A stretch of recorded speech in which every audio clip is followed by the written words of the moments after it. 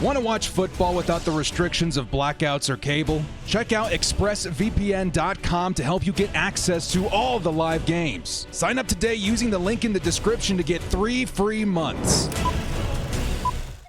Yo, to Bolt fam, it's the director. Chargers fans, the wait is finally over. The Chargers this Saturday will be heading into their first playoff game since 2018 and the first playoff game in the Justin Herbert era. What a wild season this has been, Bolt fam. From the highest of the highs coming into the season, the roster was stacked, the team was looking as good as ever, and then to the lowest of lows when we lost most of those star players and wondering if we would even make it into the postseason. Well, we're here, man, and it's an exciting time to be alive, an exciting time to be a Chargers fan, and the Chargers, whatever the odds may be, do have a run at the Super Bowl, a chance at the Super Bowl, and it all starts this weekend on Saturday versus the Jacksonville Jaguars. Now, I am hearing some things on Twitter, in the comments on YouTube, etc., etc. I'm hearing some people say, you know what, it's the Jaguars, right? We got this, no problemo. Don't do that, Bull fam. This is a good team, right? And it's a segment we're going to title later, This is not your daddy's Jags.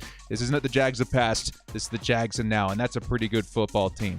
Also, on the other side, I'm also hearing, we destroyed the Chargers earlier this year. It's going to be an easy dub, man. There's no way that we drop this game.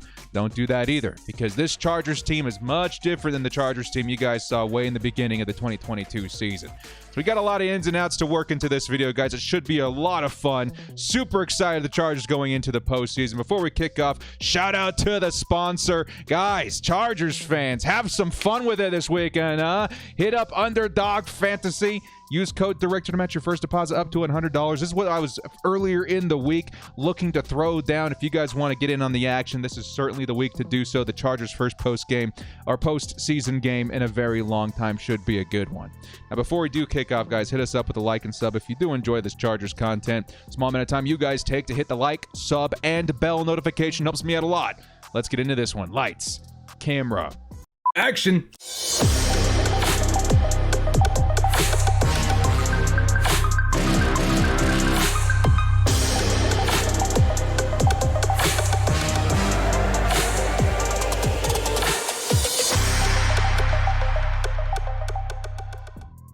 The Chargers at Jags wild card game preview. There's a lot to go over this week, man. As always, we're going to start things off with the injury report. Let's go ahead and get on in here together. And we have some news that I'm already aware of. Been looking at Twitter. Of course, we've been monitoring the situation with Mike Williams. Well, here's your answer, Bull fam. As of right now, the Chargers looking as healthy as ever with Joey Bosa, Bryce Callahan, even Xander Horvath looking to suit up for this game. Also, an update on Kenneth Murray, who did have an injury last game. He should be ready to go in this one. The only questionable Charger that we're seeing on this list is indeed Mike Williams. Now, a quick update on that. I did hear that there is a solid chance, I would say pretty much a very good chance of Mike Williams still suiting up this game despite not practicing this week. This is something we've heard from Brandon Staley. I think I saw something about it posted by Daniel Popper. So even though Mike Williams did not get on the practice field this week, which is something Brandon Staley was hoping to have happen, I think there's still a good chance that Mike Williams, the veteran, is able to step back on that field and make an impact, whether it be in limited snap count or not. I think Mike Williams should be out there, but of course we don't have any certainty in that as he did not practice this week. Well, what about the Jacksonville Jaguars? What are they looking at? Jamal Agnew, questionable. Trevor Lawrence himself with a toe injury, questionable. I, of course, think he's going to play that. Ross Matzitic, questionable. Kendrick Pryor, questionable. And Brandon Scherff, probably the biggest name on this list that could miss, also questionable. So I would say both teams, maybe the Jags a little bit more beat up, but both teams certainly with their most important players should be out there on the field. So a very important injury update for you guys this week. Again, we're hoping the best for Mike Williams, but I still would expect him to get at least some limited snaps out there on Saturday. All right, guys, let's start the segment off. Could be a longer video today because there is a lot to talk about, because there's a lot leading up to this point. This first segment called A Cinderella Season in the Making. Now, as we mentioned at the top of the show, there's a lot that went into this year, right? Particularly in the offseason. The Chargers really threw down the gauntlet this year, going after some really big free agent signings, as well as making the huge trade for Khalil Mack. It felt like the first all-in season for the Chargers, truly, that we've seen in a very long time. And ultimately, at least for a while, it seemed like things weren't working out. The Chargers losing stars left and right. Joey Bosa, Rashawn Slater, Justin Herbert banged up for a while, Keenan Allen, Mike Williams, Derwin James at some points.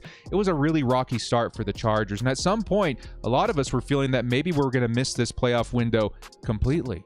How do you work your way back in from that? Well, the Chargers slowly but surely and persistently were able to begin seeing that talent return to the field over time. And that talent translated to the field in wins. And this is why this season is so unique to me. The Chargers, who started off a bit hot, really slowed down, and then slowly getting their stars back, made themselves a nice position going into the postseason. It's not just making it into the postseason, it's how you're playing while going into the postseason. The Chargers are the very best version of themselves for a couple of reasons. One, the coaching, taking a step up. A lot of us didn't like that decision last week, which ultimately led up to the Mike Williams being questionable this week. Either way, the play calling has been a lot better, as evident to the huge boost on defense as well as on offense. Two, the stars are coming back. As in, Joey Bosa making his return a couple of games ago. He's looking to go into his third game returning. He should be a big impact. Keenan Allen returning, Mike Williams, Derwin James even after a while. Finally, we have this roster that we all envisioned as being Super Bowl contenders all in the same place, minus a Rashawn Slater and J.C. Jackson. But there is rumor that Rashawn Slater should be returning next week if the Chargers can survive the Jaguars. That is significant and something we'll certainly cover if the Chargers do survive the wild card. Now you make your way into the postseason with a Justin Herbert playing as good as ever, a stacked roster full of stars. This really could be a Cinderella story in the making in terms of the Chargers, everybody counting them out. But all of a sudden, they've returned with a fire, with a passion from the ashes to be one of the more dangerous teams in the AFC. Now, that's your Chargers. Let's talk a little bit about the Jags. So you want to understand your opponent going into this one because, again, like we mentioned at the top of the show, this segment's called Not Your Daddy's Jags, okay? I grew up in the Jags era. They had some really nice pieces, Maurice Jones-Drew, et cetera, but they never really lived up to any sort of potential. They were kind of hand-in-hand with the Browns for a long time. It's like, if you want an easy win, face the Jags or the Browns. Well, right now, dudes, that's a different story. So we're going to start off this video by paying respect to our opponent because this is a good football team, okay? I do see a lot of Chargers fans writing off this game because it is the Jags, right? Well, again, this ain't your daddy's Jags no more. This is a well-rounded, well-coached, talented roster of football players, okay? This is a team that does need to be taken seriously, very, very seriously. And this may end up being the best game of the weekend in the AFC as well. You guys taking a look at the other matchups, what's going on with the other quarterbacks in the AFC? The Ravens and the Dolphins, both these guys may be without their starting quarterbacks. I think it's been confirmed as of when I'm recording this video. No Lamar Jackson and no Tua Tagovailoa. Going up against teams like the Bills and the Bengals, I think those are going to be pretty much blowouts, both of them. Now, the Chargers and Jags, that's a different story. Both these teams, this is the only matchup that features both starting quarterbacks. And they're both very good starting quarterbacks. So, if anything, I think this is going to be a very fun game to watch. But both of them, I do have to point out, I think it's going to be close. Like, very close. Too close for comfort. And I do think it could go either way. But I do think the Chargers do have an edge, and we'll explain that going forward. But it's still going to be a very close matchup. This Jags team is still very, very good. And they're on a heater right now. Now, many will point out that the last time these two teams matched up earlier this year, it didn't end so well for the Chargers, okay? And like I mentioned before, I do need to highlight that both of these teams are completely different at this point, okay? Last matchup, Justin Herbert was hurt badly, and it was very obvious that it affected his play on the field, and the Chargers being primarily a passing offense, they had no chance at moving the football without their premier star quarterback being able to sling it down the field. This doomed the Chargers before even kickoff.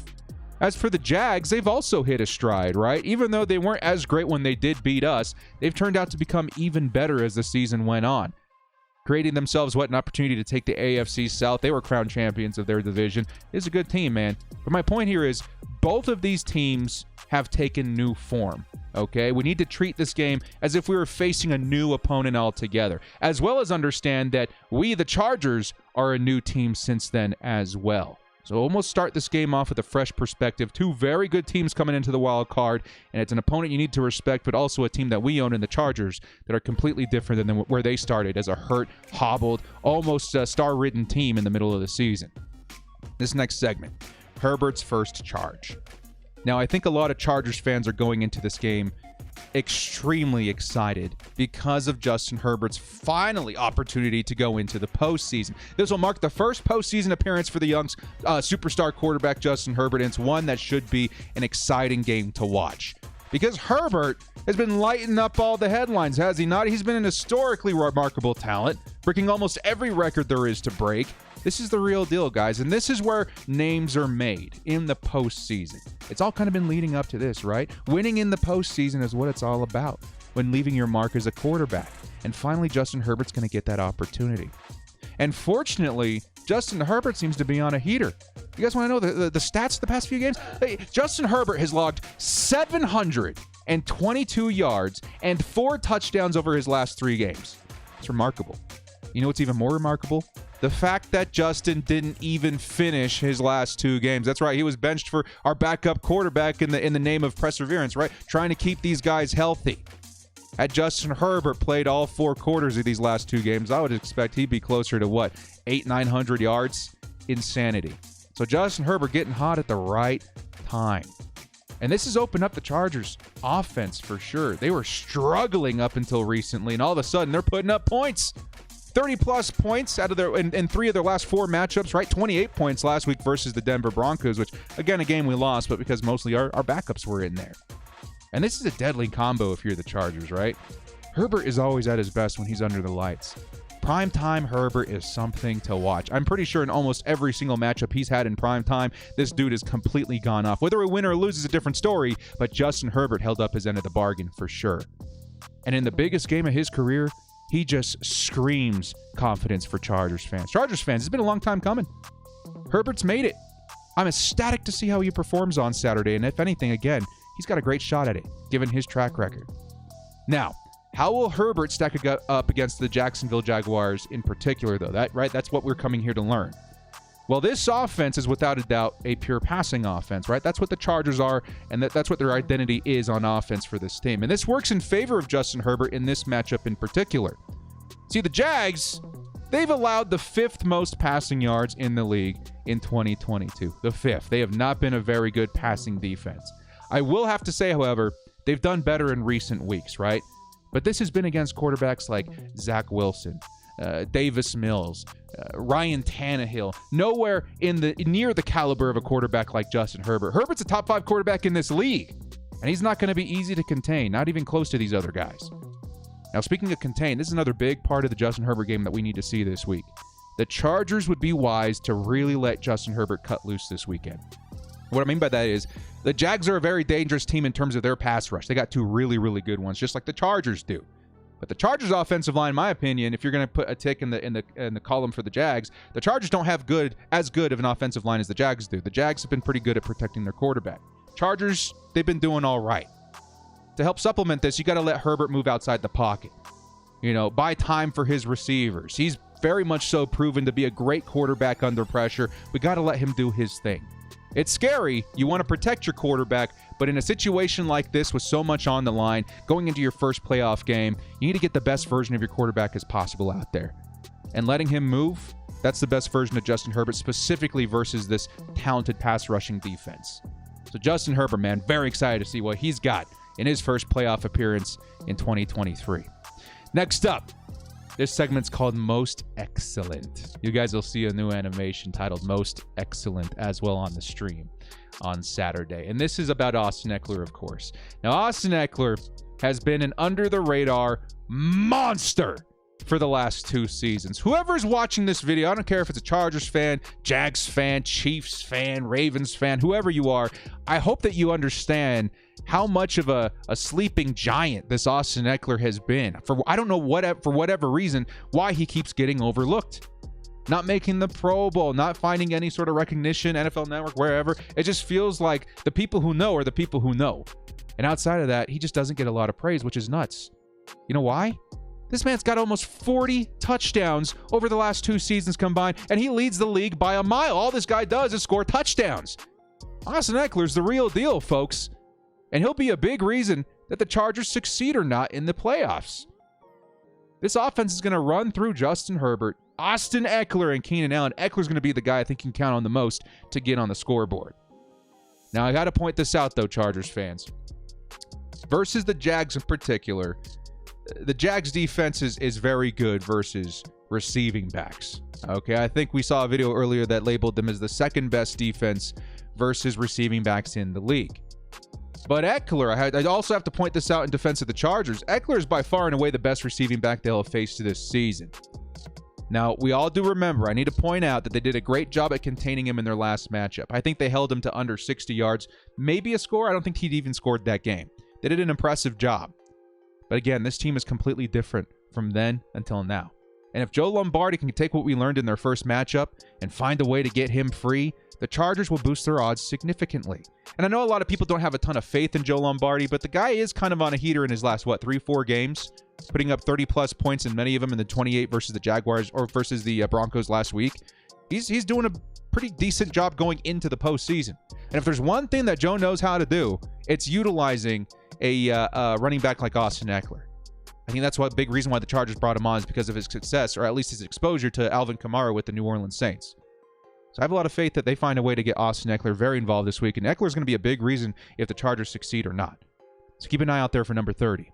Next up, we do need to talk a little bit about the state of the receivers, especially with Mike Williams being a bit questionable going into this game. And again, right now it feels like we're going to have Mike Williams back, even in a limited fashion. Of course, we can't guarantee this, but from what I'm hearing, it's pretty likely, and he's going to make an impact. But now, even with Mike not at 100%, this passing attack is ready to hit the ground running, in my opinion. Again, the Chargers these last few weeks are kind of picking up steam. A big aspect that was missing from our last matchup with the Jags is a big one, right? And he's the guy you're seeing on the screen right now. His name is Keenan Allen. We did not have Keenan Allen last time we faced the Jags, and I think the Chargers paid for it dearly. I believe Keenan is going to make a big impact in this game. It seems that the offense never really found their footing last time they played the Jags because we just couldn't convert on third down, right? Converting, I think 16 first downs in that game, which again, isn't a lot considering the Chargers' yardage and scoring. That's something that they got to clean up. This also led to a huge swing in time of possession in favor of the Jags. You guys want to know what happened last game? This is something the Chargers definitely have to pay attention to going into the postseason. The Jags' last matchup versus the Chargers had a controlling, staggering stat of 38 minutes a game clock in their favor. 38 minutes they were able to control the clock. That's a lot. This time around, I feel like Keenan, he should play a big factor in keeping drives alive and try and even out the time of possession for both teams. Again, I do expect Mike Williams to play a big role in this game, despite his status as well.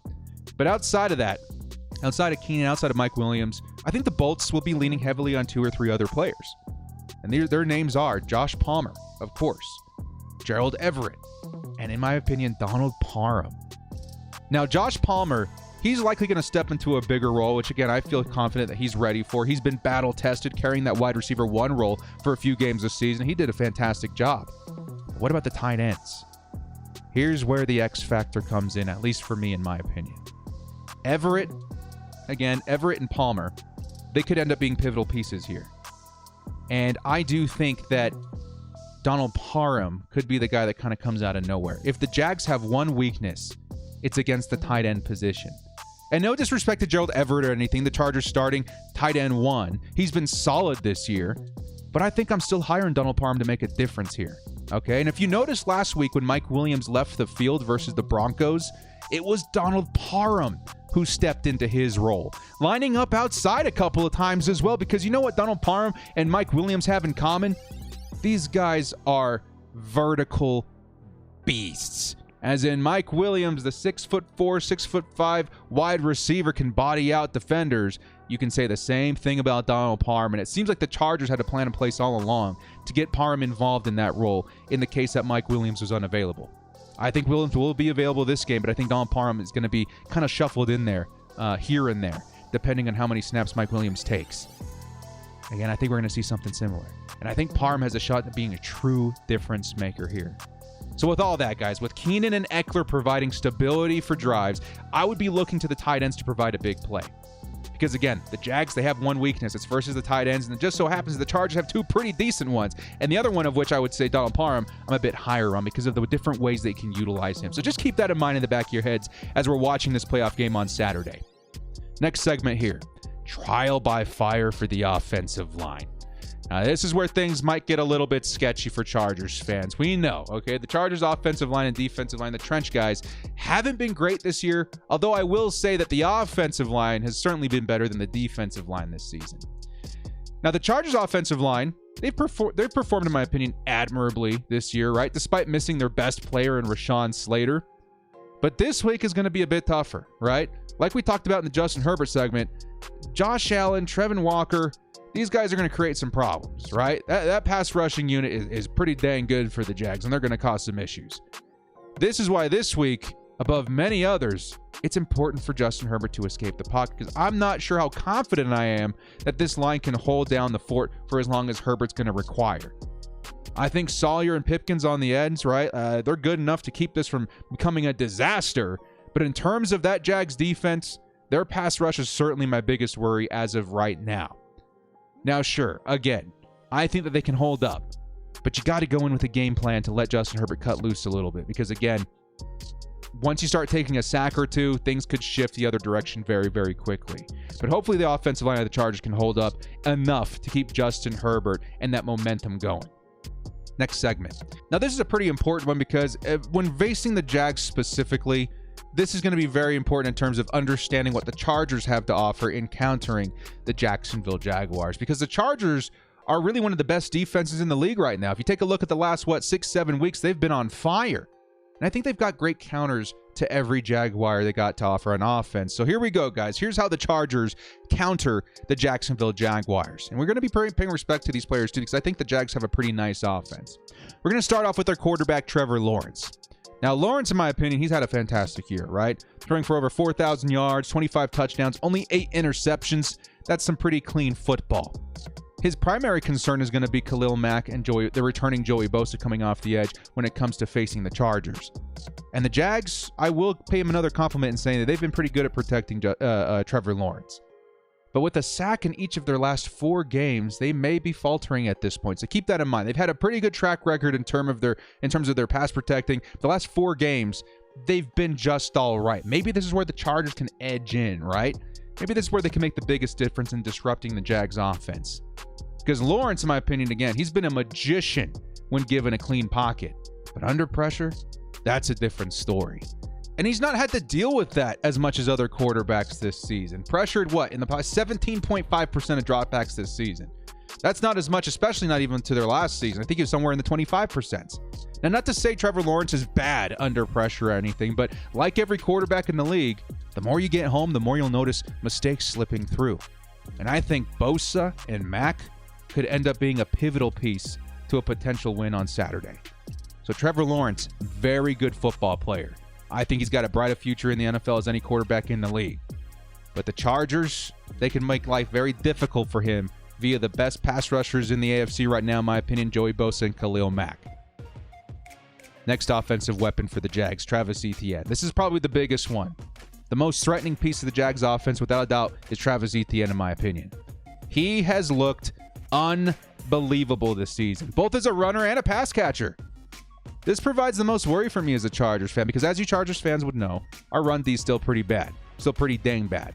And if I'm the Jags, this is exactly how I'm planning to attack the Chargers, on the ground, relentlessly, with Travis Etienne, certainly behind an offensive line that's been well above average for the Jacksonville Jaguars.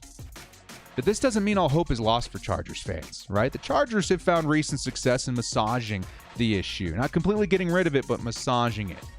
In their game versus Tennessee, many of us worried that Derek Carr would have a historic game. I think for the reasons a lot of us would understand. But that wasn't the case. Behind our determined defensive line, and mostly our linebackers, if I'm being honest, this team rallied to contain him to just 104 yards. And if you're a Chargers fan, that is a stat that we can all live with. If the Chargers can do the same thing here, allowing, let's say, just over or maybe even less than 100 yards to Travis Etienne, I think we stand a really good shot here. And here I'll highlight guys like Sebastian Joseph-Day, Drew Tranquil. These are going to be the guys that shoulder most of these responsibilities. The other big way that you contain a Travis Etienne is actually on offense. If the Chargers can grab a lead at any point in this game and force Trevor Lawrence to go out there and pass, try and pass to win this game, pass to catch up, this puts the Chargers defense in a very, very good situation. Trying to grab that lead on offense is just going to lead to more passing for the Jacksonville Jaguars, which in the end is what we want. And that helps us segue into our next segment, Captain Kirk and the Joneses. Now, where the Jags are underrated, in my opinion, this season, is I feel that the receiving core is very good. Okay, Christian Kirk, be it overpaid, is still a great receiver who surpassed, 1,000 yards, 8 touchdowns this year. He was well worth the investment. His teammates, Zay Jones and Marvin Jones, are also great compliments, too. Great options all around for Trevor Lawrence. And together, I think this unit poses a real threat. But the Chargers passing D, if you're a Chargers fan, this is something that gets you real excited week in and week out the last half of the season, isn't it? Chargers passing D has been outstanding these last several weeks. They're going to be up to the challenge. Derwin, Asante Samuel Jr., Michael Davis, Bryce Callahan, Nasir Adderley, these guys have been locked down. And as good as the Jags receivers are, I think the Chargers can carry the obvious edge here, man. This passing D has been out of this world. So that's where I think the Chargers lay in terms of that. I want Trevor Lawrence passing the ball. I want as few carries for Travis Etienne as possible.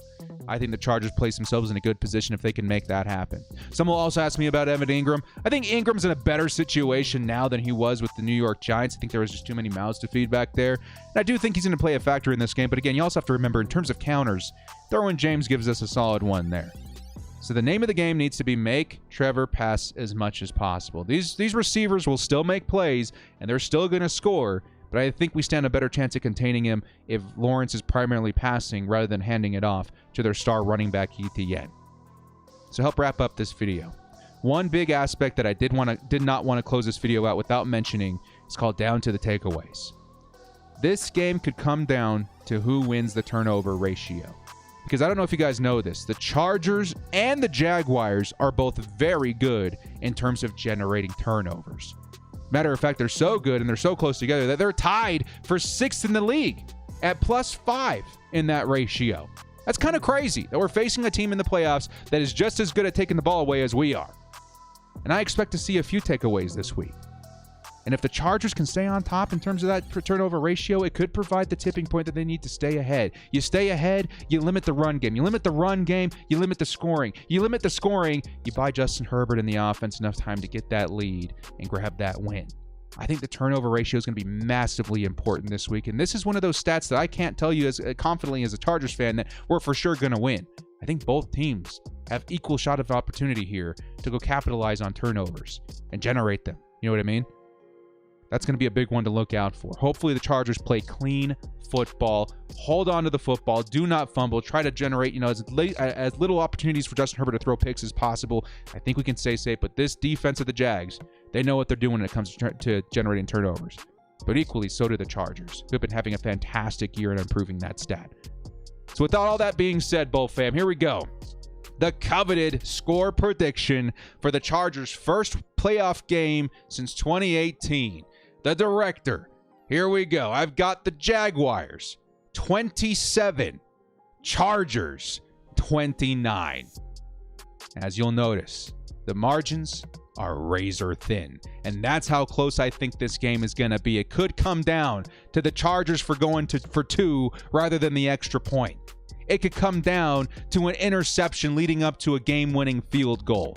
It could come down to the run game being slowed down just enough by the Chargers to grab that lead. But equally, Chargers fans, we have to remain diligent because, again, the margins are so thin that a couple of points could be the difference here.